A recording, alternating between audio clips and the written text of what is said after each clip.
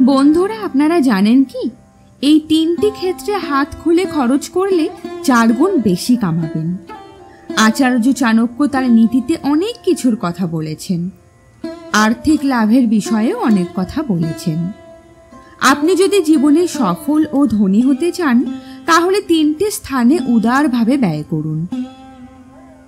এইসব কাজে ব্যয় করলে টাকার অভাব হবে না।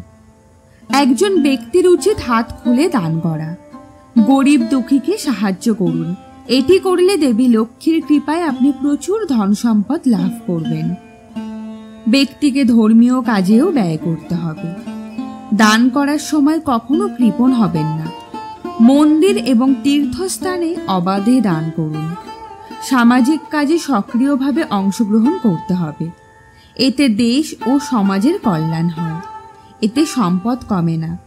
আপনি যদি এই 3টি বিষয়ে উদারভাবে ব্যয় করেন, তবে আপনি কখনোই অর্থের অভাব অনুভব করবেন না। সফলতার জন্য আচার্য চাণক্যের এই উপদেশ গ্রহণ করা উচিত। ভিডিওটি ভালো লেগে থাকলে অবশ্যই লাইক, কমেন্ট এন্ড শেয়ার করবেন এবং আমাদের চ্যানেলটি সাবস্ক্রাইব করতে ভুলবেন না।